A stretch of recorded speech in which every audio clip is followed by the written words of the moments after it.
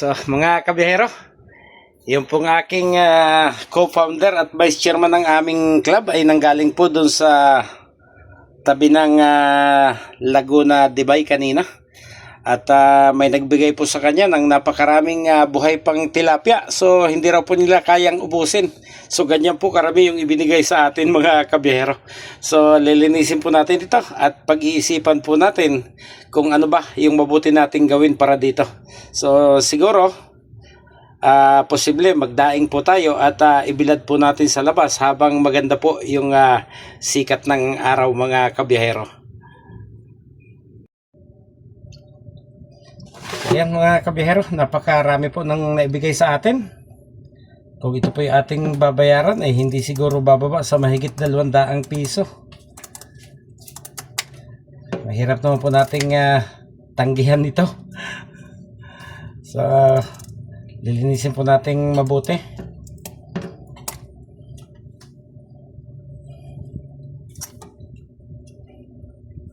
Kadalasan po ang tilapia po ay binibili namin pag galing po sa gawin ng Talisay, Batangas.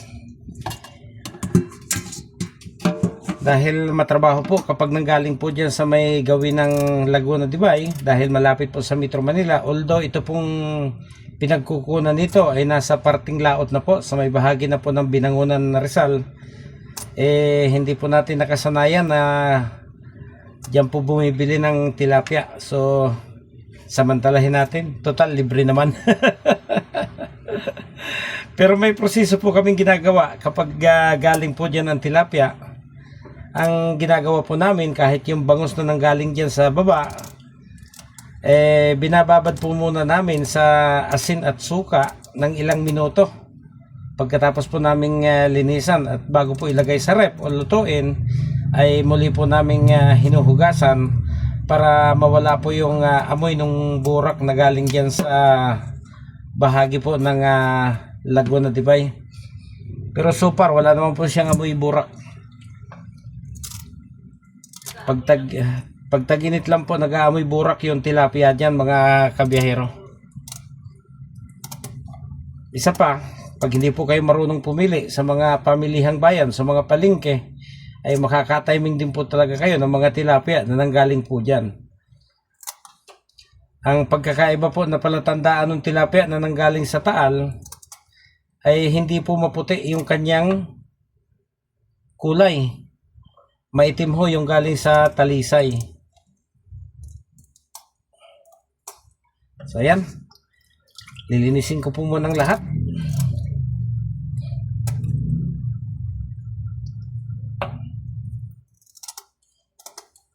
Tanggalan lang muna natin ng mga palikpik bago po natin kaliskisan. At medyo marami din po talaga ito, kaya posibleng may pagbigyan pa po tayo ng iba. Ibinigay sa atin ng walang bayad, mag-share din tayo ng walang bayad.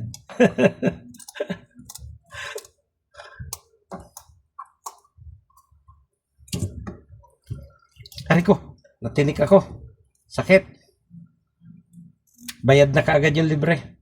Natinik tayo. Ayaw ko magpatis. Yun pong tilapiyang dagat, masarap din po siya. At saka mabango kapag piniprito. Ang problema po, napakatitigas po ng tinik. Kahit yung mga tinik na panlabas, yung mga nasa palikpik, kapag galing po sa dagat yung tilapia, ay napakasakit makatinik at ubod ng titigas. Hindi katulad po ng mga tilapia sa tabang.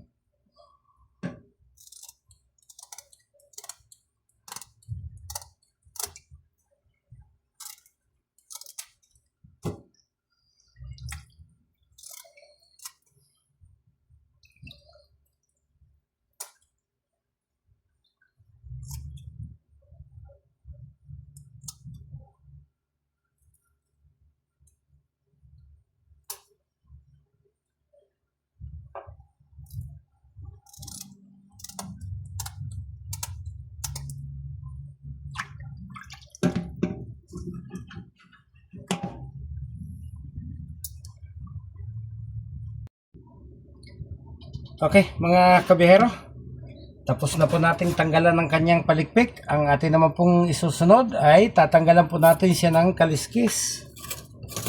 Yan. Pagkatanggal ng kaliskis, pipili po tayo ng ilang maliliit at yun naman po yung ating dadaingin. At yung iba, itatago po natin sa rep para alam po natin kung anong luto naman po yung kanyang kahihinatnan.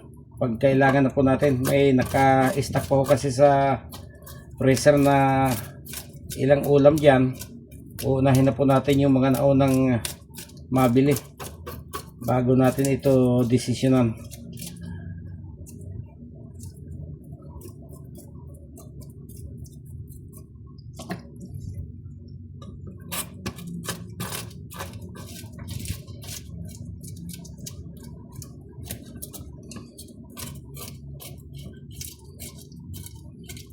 Sabi nung nagbigay sa akin, masarap daw po itong kinilaw.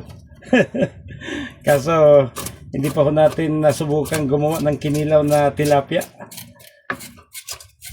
At ayaw ko naman pong subukan dahil baka mamaya hindi ko po nagustuhan, masasayang lang. Sayang ang pagod, sayang ang gastos sa rekado.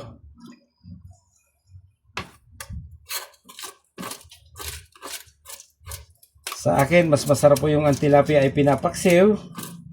Pagkatapos, ay ginagataan po kapag naiga na yung pagkapaksiw. Pag pinaksiw kasi muna yung adobong tilapia sa gata, matagal po siyang masira. Hindi basta nasisira kahit hindi mo po siya ilagay sa ref.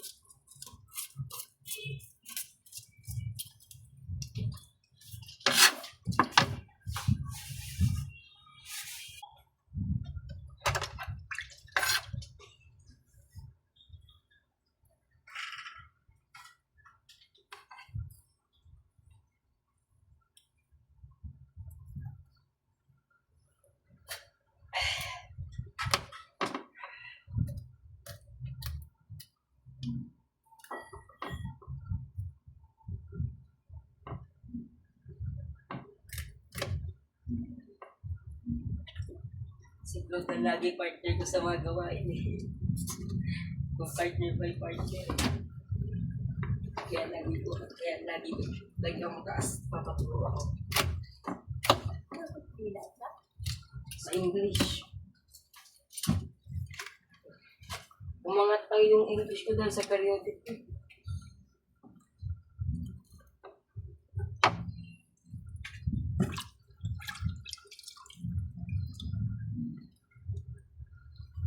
Naka-video ka pa rin pa?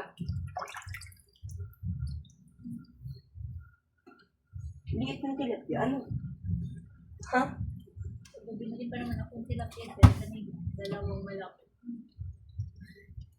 Ito ko lang.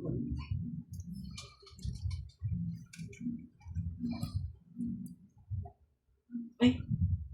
Wala na yung sando kung ano? Wala na akong sando. Okay, wala nang sando.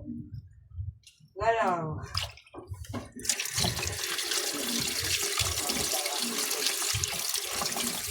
So ayan po yung ating pagkadaing. Ayan. Although hindi po tayo nagtrabaho sa palengke, kaya rin naman nating magdaing.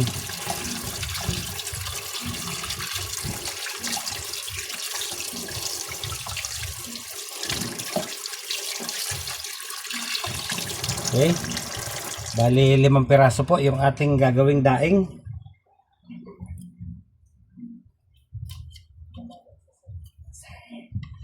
Hindi ko alam mo siya.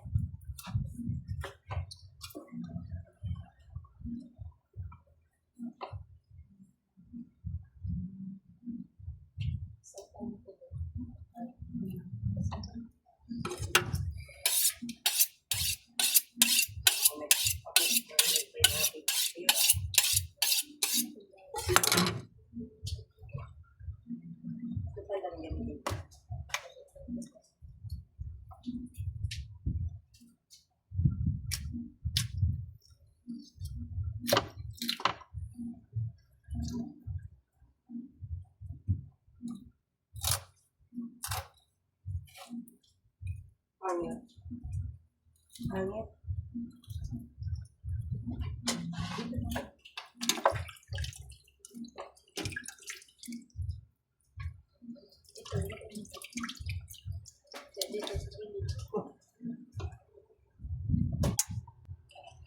Okay guys, nabislad na po natin kung tawagin sa Quezon or nabiyak na po natin. Dinaing na po natin yung 5 piraso.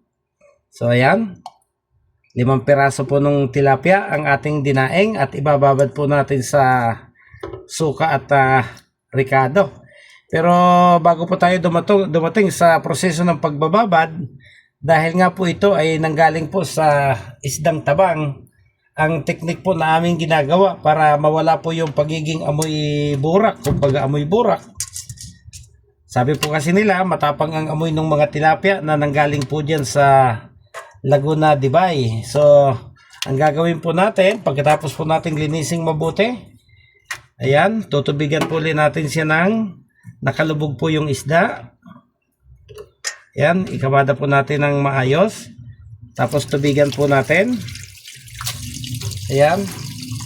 Pagkatapos, lalagyan po natin ng asin. Ayan. Wala ng asin. Bibili na ng asin. Pero sapat pa naman po yan para ipambabad po dito sa tilapia. Pagkatapos, lalagyan po natin siya ng suka. Ayan. So, ang purpose po natin ay mawala po yung pagkakaroon niya ng amoy tubig tabang mga kabiyahero. So, garantisado po yan.